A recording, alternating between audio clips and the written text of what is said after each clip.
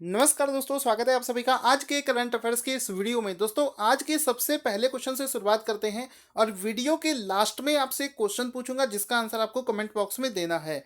तो देखो, सबसे पहले क्वेश्चन क्या बनेगा कि हाल ही में रायबरेली के पास में एक ट्रेन हादसा हुआ है। आप सभी को पता है, सुबह से न्यूज़ में दिखा रहा है और आज के न्यूज़पेपर में भी फ्रंट में हेडलाइन बन गया है। तो रायबरेली के पास में जो ये ट्रेन हादसा हुआ है, रेलगाड़ी के डब्बे डीरेल्ड हुए हैं।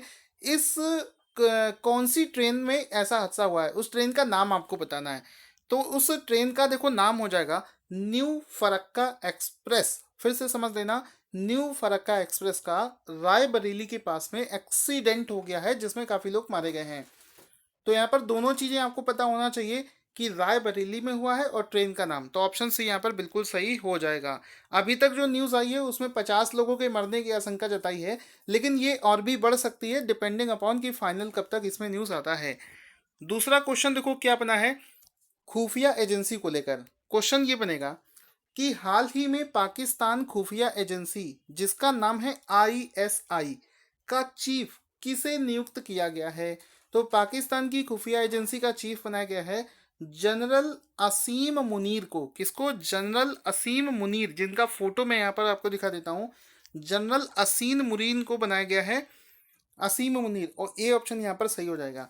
अच्छा, यहाँ पर देखो, चूंकि खुफिया एजेंसी पर एक क्वेश्चन बना है, तो एक चीज याद रख लो, जितनी भी देश की खुफिया एजेंसी हैं, खास करके भारत की और अमेरिका की, उनका नाम आपको जरूर याद होना चाहिए। बिना गूगल किए सबसे पहले देखता हूं कौन बताएगा कि अमेरिका और भारत की खुफिया एजेंसियों के क्या नाम हैं।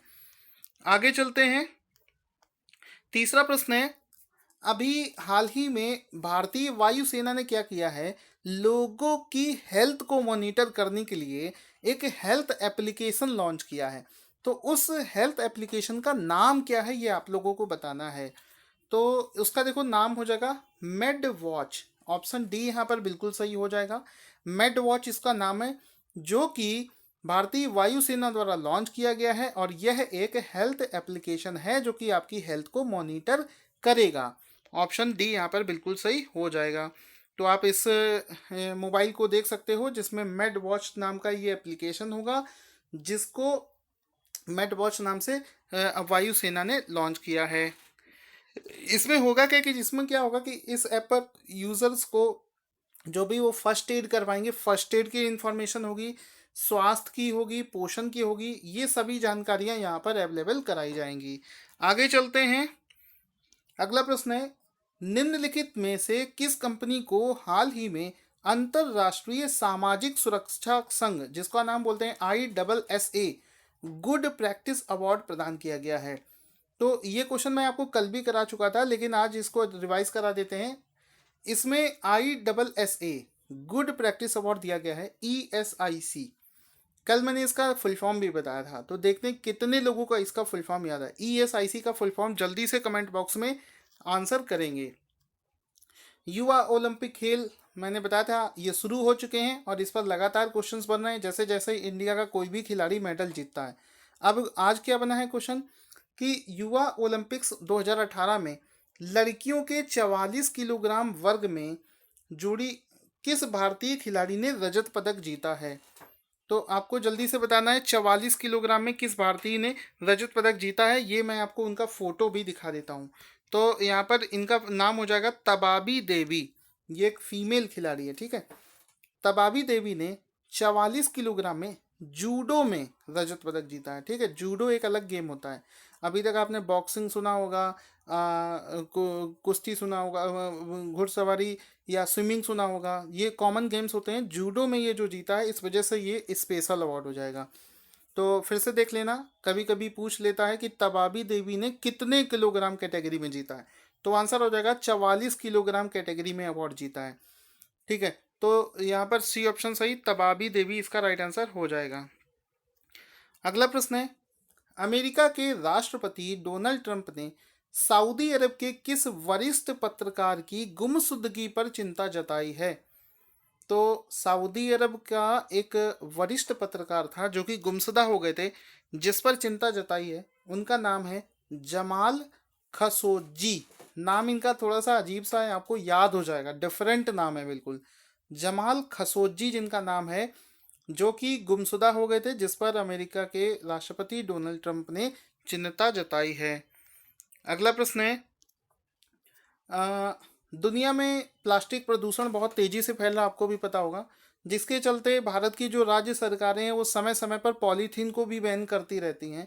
लेकिन लगातार लोग ये क्वेश्चन उठाते रहे हैं कि सबसे बड़ा जो प्लास्टिक पोल्यूशन है वो तो जो लेज वाले चिप्स आते हैं, प्लास्टिक की छोटी छोटी कोक की बोतलें आती हैं, कोल्ड ड्रिंक्स आती हैं, इन पर कभी भी बैन नहीं लगाया जाता है। जितने भी चिप्स हो गए, कुरकुरे हो गए, ये भी तो पॉलीथीन में ही आते हैं, इन पर बैन क्यों नहीं लगाया जाता है? हमेशा उन चीज़ों पर बैन क्यों लगाया जाता है जो कि पतली लूज पन्नियों में सामान ले जाते हैं?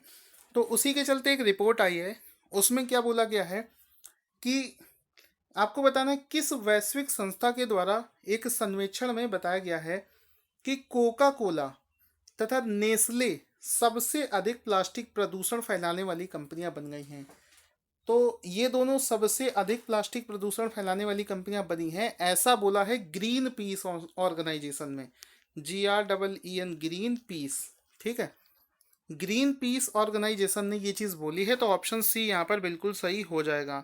कोको कोला के ब्रांड्स ये आप दिखा देता हूँ, जो प्लास्टिक की बोतलों में, ये तो कांच की एक प्लास्टिक की बॉटल्स में आती है, और नेस्ले के बहुत सारे प्रोडक्ट आते हैं, नेस्ले की कॉफ़ी आती है, मतलब ऐसे सामान आते हैं जिनको एक बार यूज़ करके लोग पॉलीथीन को फेंक देते हैं। तो सबसे ज़्यादा प्रदूषण इन्हीं दोनों से होता है।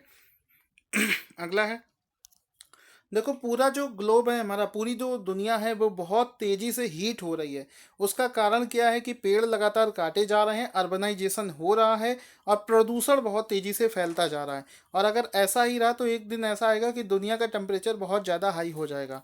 उसी के चलते एक रिपोर्ट आई है, inter governmental panel of climate change के हालिया एक रिपोर्ट के अनुसार 2030 तक दुनिया का तापमान कितना बढ़ जाएगा।